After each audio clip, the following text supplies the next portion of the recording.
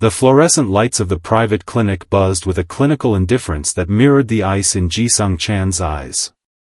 Amanda Chan gripped the edge of the paper-covered examination table, her knuckles turning a ghostly pale against her dark brown skin as she stared at the man she no longer recognized. "I want a divorce," Ji-sung repeated, his voice a lethal, steady whisper that cut through the sterile air like a blade. He tossed a thick manila folder onto her lap, the supposed evidence of her betrayal. "I gave you my trust, and you sold my routes to the Triads," he sneered, his jaw set in a hard, unforgiving line. "Get out before I forget what you once meant to me." Amanda's voice cracked as she tried to defend an innocence he had already judged and discarded. But before the first sob could break, the door swung open. Dr. Stephanie froze mid-step, her face a mask of urgent, flickering concern as her eyes darted between the cold Mafia boss and the shattered woman on the table. The marital death was interrupted by a different truth. Amanda's lips parted, a desperate plea for the truth trembling on her tongue, but the words died in her throat as Ji-sung Chan turned his back, already dismissing her existence with the cold efficiency of a man cutting a dead branch from a tree. The finality in the room was absolute, the marital death was mid-execution. Suddenly, the heavy oak door swung open with a violent crack. Dr. Stephanie burst in, her breathing ragged, her white lab coat fluttering like a flag of truce. She froze for a heartbeat, her eyes darting from the manila folder discarded on the floor to the lethal, predatory stance of Ji-sung. "I'm sorry, I didn't realize you were still." Stephanie began, her voice trailing off as she sensed the atmospheric pressure of the room. "We were just leaving," Ji-sung snapped, his tone a serrated edge. "Whatever administrative nonsense you have can wait for my lawyers." "It can't," Stephanie interrupted, her voice gaining a sharp, clinical authority that even a Mafia boss couldn't ignore. She clutched a new set of papers against her chest, her knuckles white. "Mr. Chan, I need you to sit down. Both of you." Ji-sung leveled a gaze at her that had silenced rivals permanently. "You are overstepping, Doctor. And you are miscalculating," she countered, stepping further into the room to bridge the icy gap between the couple. She looked directly at Amanda, whose dark eyes were glassy with unshed tears, then back to the man who had just condemned her. "The blood tests we ran weren't just for the fainting spells, Ji-sung. The toxicology is clear. There are no drugs, no secret meetings with outsiders. There is only a biological shift." The room went tomb quiet. Stephanie placed a hand on the edge of the examination table. "Amanda isn't betraying you. She's protecting your legacy. She's 11 weeks along. Ji-sung, you aren't looking at a traitor, you're looking at the mother of your heir." The heavy silence that followed Dr. Stephanie's announcement was thick enough to choke the air out of the room. Ji-sung Chan remained frozen, his hand still hovering near the door handle he had been so ready to turn. The lethal predator who had just dismantled his marriage with a single folder of lies was gone, replaced by a man who looked as though the floor had vanished beneath his polished leather shoes. Amanda let out a breath she seemed to have been holding for a lifetime, her shoulders trembling as she stayed anchored to the examination table. She didn't look at the man who had just accused her of being a Triad spy, she looked at the ultrasound monitor where a tiny, rhythmic flicker pulsed with undeniable life. 11 weeks? Amanda whispered, her voice hollow and fragile. The exhaustion, the dizzy spells in the garden. I thought it was the pressure. I thought I was breaking under the weight of this life. It wasn't the life, Mrs. Chan, Dr. Stephanie said, her voice softening as she stepped toward the bedside. She pointedly ignored Ji-sung, directing her professional warmth entirely toward the woman he had almost discarded. Those secret appointments I flagged in your calendar, the ones your husband's security team misidentified as clandestine meetings, were for high-risk prenatal screenings. Given your history, we had to be certain. You weren't meeting with rivals, you were meeting with specialists to ensure this child reached the second trimester. Ji-sung's throat moved as he swallowed hard, his face drained of all color. The evidence in the manila folder, the grainy photos of Amanda entering unmarked buildings in the city's gray districts, suddenly transformed from a narrative of betrayal into a record of a mother's sacrifice. He had called her a traitor for the very actions that were currently securing his legacy. 11 weeks, Ji-sung stammered, his voice stripped of its usual iron. That was the weekend at the coast. The night you still trusted me, Amanda interrupted, finally turning her gaze toward him. There was no joy in her expression, only a devastating, quiet vindication. You didn't just ask for a divorce today, Ji-sung. You asked for a divorce from both of us. The transformation of Ji-sung Chan was instantaneous and agonizing to witness. The white face of power was no longer an expression of cold fury, it was the pallor of a man who had just watched the foundation of his empire crumble by his own hand. His set jaw, once an immovable ridge of stone, visibly trembled as the weight of Dr. Stephanie's words settled into the marrow of his bones. He stood paralyzed in the center of the sterile room, the discarded manila folder at his feet now looking like a pathetic monument to his own arrogance. Every instinct that made him a feared leader, his ability to read people, his tactical brilliance, his legendary foresight, had failed him at the most critical juncture of his life. He had spent weeks hunting for a traitor, only to realize he was the only one in the room who had committed a betrayal. Amanda, he whispered, the name catching in a throat that had only known how to issue commands. He took a staggering step forward, his hand trembling as he reached out toward her, his fingers twitching with a desperate, sudden need to touch the life he had almost exiled. But as his hand neared her shoulder, Amanda flinched. It wasn't a loud or violent movement, but a sharp, instinctive withdrawal that carried more weight than any scream. She slid further back onto the examination table, her dark eyes flashing with a cold, glassy clarity that stopped him in his tracks. Don't, she said, the single syllable vibrating with a finality that silenced the room.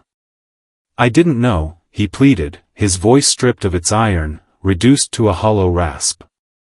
If I had known about the heir, I never would have. That's the problem, Ji-sung, Amanda interrupted, her voice gaining a terrifying, quiet strength. You only value what you can own or inherit. You were ready to destroy the woman who loved you based on a shadow of a lie. The marital death you wanted? You have it. I am here for the Chan legacy because I have to be. But the man who just asked for that divorce? He is dead to me. The heavy silence of the clinic followed Ji-sung Chan back to the shadowed interior of his armored sedan. In his lap, the manila folder felt like a lead weight, its contents now appearing grotesque rather than definitive. He didn't go to the manor, he went to his private security hub, a subterranean bunker where loyalty was measured in data and blood. Run the metadata on the surveillance stills from the gray districts, Ji-sung commanded, his voice vibrating with a dangerous, quiet heat. Now.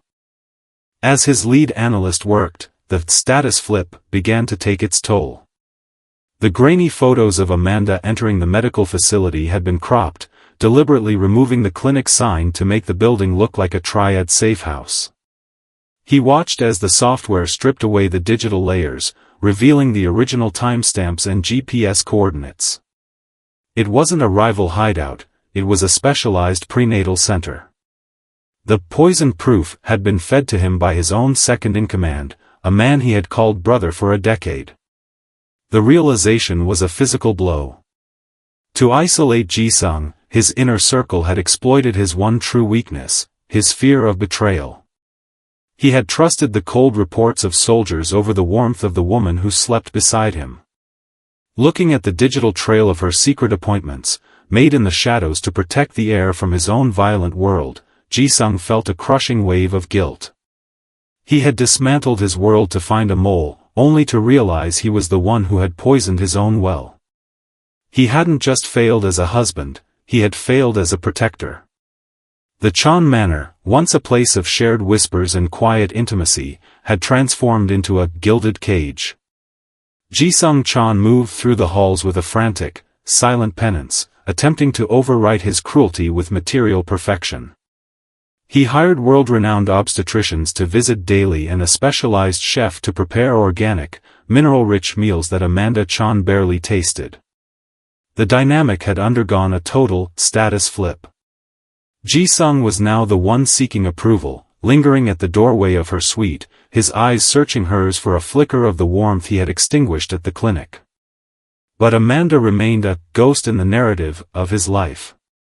She accepted the vitamins, the silk pillows, and the constant security detail with a hollow, clinical detachment. "The foyer is cleared for your walk, Amanda," he said one evening, his voice uncharacteristically soft, almost pleading. "I've ensured no staff will interrupt you." "Thank you, Ji-sung," she replied, her voice as polished and cold as the marble floors. She didn't look at him. She looked through him. She followed every medical directive and ate every calorie required for the Heir, but she treated Ji-sung like a high-end concierge rather than a husband. To her, this wasn't a reconciliation, it was a contract. She was there to ensure the safety of the child she had been saving in secret, but the man who had called her a traitor was no longer allowed past the gate of her heart. The cage was gold, but the silence inside was absolute. The status flip reached its most dangerous peak when the predatory world Ji-sung Chan commanded sensed a drop in the atmospheric pressure of his ruthlessness. To his enemies, his frantic devotion to Amanda Chan's prenatal health looked like a crack in his armor. They saw a man distracted by a gilded cage, and they chose that moment to strike. While Ji-sung was lured to the docks to handle a staged uprising at the front lines, the manor, usually an impenetrable fortress, was targeted by a coordinated infiltration. The security perimeter was breached by insiders bought by the very brother who had planted the poison proof. Inside the manor, the panic was immediate. The specialized staff fled, and the remaining loyalists were pinned down in the foyer. But while Ji-sung fought with lead and iron miles away, Amanda fought with the razor-sharp wit he had once mistaken for betrayal. She didn't retreat to the panic room. Instead, she moved to the manor's central surveillance hub, locking the heavy steel doors. Using her deep knowledge of the house's internal logistics, the very secretive behavior Ji-sung had once questioned, she began manipulating the smart home architecture. She didn't need a gun, she used the house as a weapon. She systematically vented the fire suppression gas into the hallways where the intruders gathered, while simultaneously rerouting the security feed to Ji-sung's personal device, exposing the mole in real time. When the lead assassin reached her door, he found himself trapped in a pressurized vacuum seal. By the time Ji-sung roared back to the manor, expecting to find a tragedy, he found the intruders neutralized and Amanda calmly monitoring the vitals of the household staff. She wasn't a liability to be protected, she was the most capable strategist in his empire. She had saved the legacy he was so desperate to own, proving that her clandestine nature was the only reason they were all still breathing. The adrenaline that had sustained the manor's defense ebbed away, leaving a hollow, ringing silence in its wake. Ji-sung Chan stood in the center of the surveillance hub, his tailored suit jacket discarded and his shirt sleeve stained with the soot of the skirmish. He looked at Amanda Chan, who was still calmly resetting the security protocols, and for the first time, the status flip was total. He wasn't the hunter anymore, he was the one caught in the light. "You shouldn't have been able to do that," Ji-sung rasped, his voice cracking with a raw, uncharacteristic vulnerability. "The codes, the gas vents. I thought I had locked you out of the Empire's heart." "You locked me out of your heart, Ji-sung," Amanda replied without looking up from the monitors. "The Empire was easy to crack." Ji-sung sank into a chair, his head dropping into his hands. The vulnerable boss finally emerged from behind the armor of the Mafia king. "I used that folder, that lie about the Triads, as a shield," he confessed, the word sounding like a jagged extraction. "I was terrified. Every time I looked at you, I felt my control slipping. Loving you wasn't just a weakness, it was a prison of my own making." I thought if I could prove you were a traitor, I could finally be free of how much I needed you. He looked up, his eyes glassy. I created a monster to fight the fact that I was drowning in you. And in doing so, I almost killed the only thing that was actually real. The confession hung in the sterile air, a white flag raised far too late.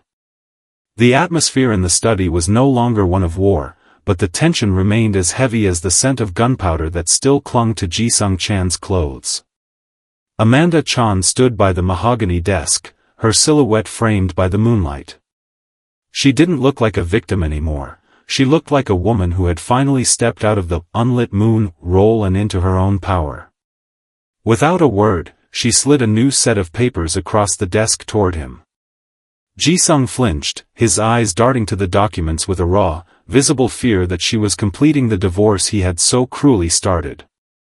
I'm not giving you a divorce, Ji-sung, she said, her voice a calm, steady anchor in the room. But I am giving you a choice. He looked down. They weren't legal dissolution papers, they were a manifesto. A detailed plan for a life in the light, legitimate holdings, a home far from the city's gray districts, and the systematic dismantling of his Mafia shadows. I will not raise this heir in a house where betrayal is the default setting, Amanda continued, her gaze unwavering. I won't let our child grow up in a world where their father looks at those he loves through a lens of suspicion. If you want the legacy Dr. Stephanie spoke of, you have to leave the empire behind. You can be a boss, or you can be a father. You can no longer be both. The status flip was complete. The man who had once ordered her exile now had to choose between his throne and the woman who held the key to his soul. The transition from a mafia boss to a protector of a legitimate legacy required a blood-soaked deconstruction of everything Ji-sung Chan had built. To prove his commitment to Amanda Chan's ultimatum, he began the systematic dismantling of his empire's most violent sectors, severing ties with the syndicates and burning the ledgers that tied the Chan name to the city's underworld. But an empire built on fear does not dissolve quietly. Sensing the loss of their lucrative shadow economy, a faction of his inner circle, led by the remnants of those who had fueled the original betrayal narrative, coordinated a brutal uprising. They didn't see a leader seeking peace, they saw a king who had grown weak for a woman. The ultimate sacrifice took place in the very boardroom where Ji-sung had once issued death sentences.